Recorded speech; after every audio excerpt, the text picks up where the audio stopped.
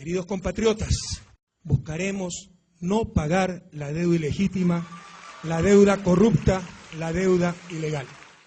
Ecuador lo que hizo fue decir, primero antes de pagar quiero saber qué debo, cómo son las deudas, cómo son los contratos. Y sobre lo que surja de ahí, voy a decir si se paga o no se paga.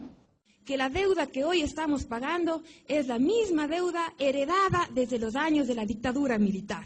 Habría que considerar que esto es una especie de delito de ejecución continuada, ¿no? Porque arrastra su origen de la dictadura y continúa, se refinancia y sigue con ese arrastre hasta el día de hoy.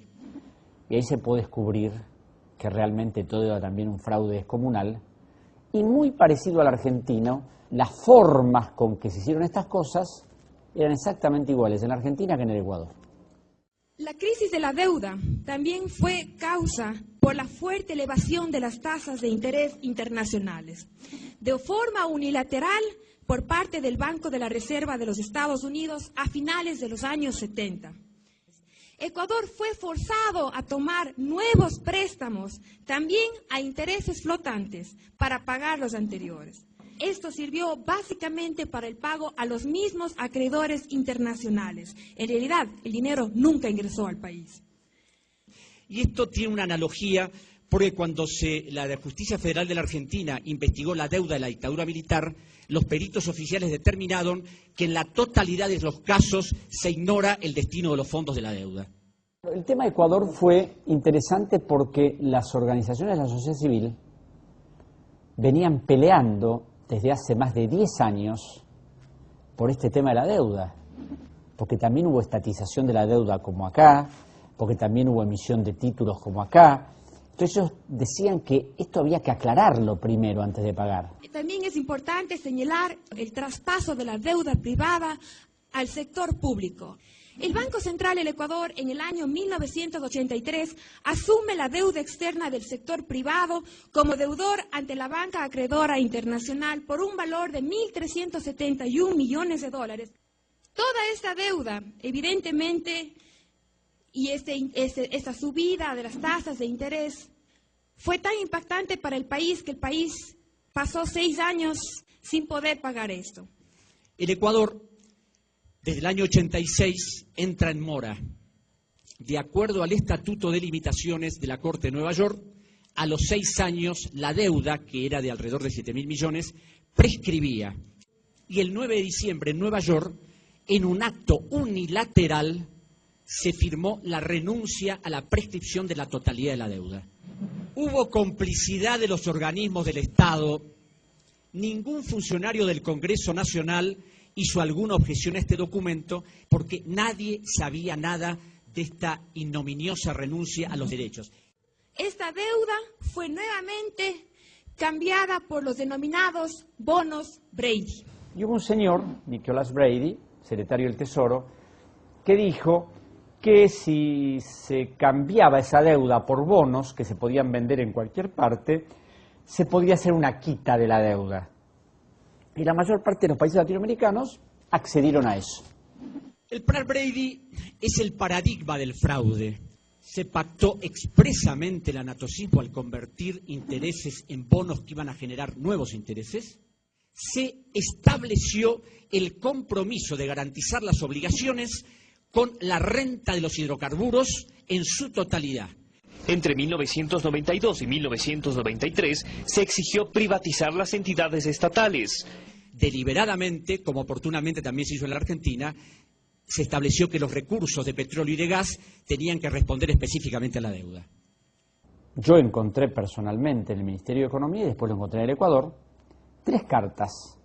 Una dirigida por el Fondo Monetario a la comunidad financiera, o sea, a todos los bancos.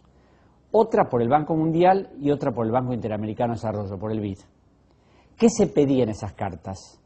Que los banqueros apoyaran al gobierno argentino de Menem porque el gobierno se había comprometido a privatizar el sistema jubilatorio, a modificar la legislación laboral, a hacer una reforma total del Estado y a privatizar todas las empresas públicas, especialmente la empresa de petróleo.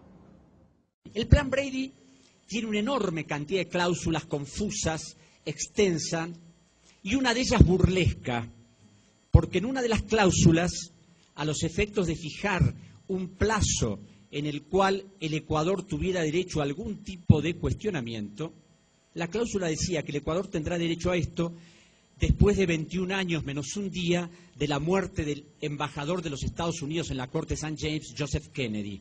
Es decir, que cuando se extinguiera la familia Kennedy, recién el gobierno ecuatoriano podía efectuar algún tipo de reclamo. La familia Kennedy posiblemente se extinga en el año 3000, si se extingue. Entonces, después de esa extinción, el Ecuador va a tener que esperar 21 años más para hacer algún reclamo. Ahora, yo esto lo he consultado con juristas extranjeros y no podían entender que un país hubiera firmado eso. Porque no es una cláusula normal, es una burla, es tomar el pelo a un país. Y señores, ¿se dan cuenta que yo hago con usted lo que quiero? Pongo los plazos que quiero, digo lo que quiero y ustedes firman igual. Yo supongo que cualquier persona que firma un contrato no supone que está firmando un acto delictivo o un acto ilegal. Bueno, acá parece que sí, porque los acreedores dijeron, en caso de que esto pueda ser materia de una impugnación, vamos a obligar al país a que también renuncie a eso. Se procede entonces del cambio ahora de los bonos Brady a los denominados bonos Global. También los Global arrastran todo este proceso de ilegalidad. En estos contratos de deuda, hay que tenerlo en claro, se quebrantó el orden jurídico en su totalidad. Y estos bancos han sido los que permanentemente han estado en nuestro país, desde los inicios, y quienes presionaron a que el país se endeude. Y estos son Love Roads, Citibank, Lloyds Bank, Chase Manhattan Bank, Morgan and Youth Hutton. Milbank Tweed, Handley McCloy debe ser el estudio de abogados más importante de los Estados Unidos.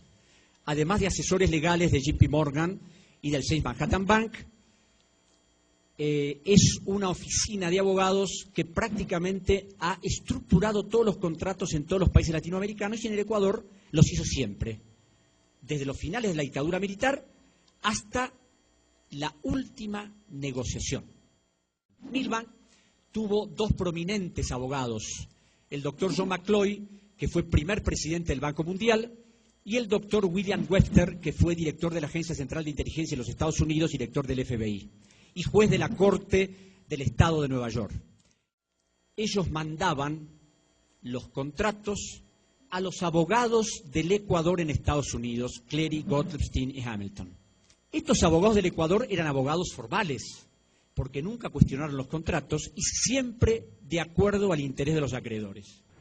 En resumen, y como conclusiones, la estructura de todas estas operaciones, las complicidades, los manejos espurios, el quebrantamiento del orden jurídico, la renuncia a todos los derechos, la abdicación de la soberanía, la aceptación de actos ilegales, la inclusión de cláusulas contractuales violatorias de los principios generales del derecho, la convalidación del fraude como un modo convencional de someterse a las exigencias de los acreedores, desconocer que el Ecuador no es un Estado cuando contrata, sino un vulgar comerciante que puede ser tratado de cualquier manera en cualquier insignificante tribunal de cualquier país, no siéndole reconocido en ningún caso su dignidad como nación soberana en esta infame historia de la deuda de los últimos 30 años.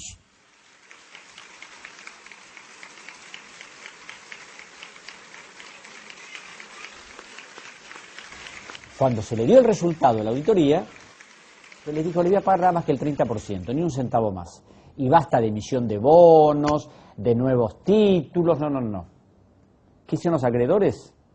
Aceptaron en su totalidad la oferta. ¿Por qué? Porque sabían que si hacían un juicio contra el Ecuador tenía una auditoría donde se estaba demostrado cómo había sido todo ese proceso de deuda, y eso podía tenerles indudablemente consecuencias imprevisibles de no cobrar nunca más. La impunidad con la que siempre se manejaron los acreedores les hizo confiar en que las constancias no se conocerían nunca. Nunca imaginaron que un presidente del Ecuador, el economista Rafael Correa Delgado, quebrando una historia de décadas de claudicaciones y sometimientos, iba a interrumpir el saqueo de la República, mostrando al mundo por primera vez la arquitectura del escandaloso fraude de la deuda. Muchas gracias.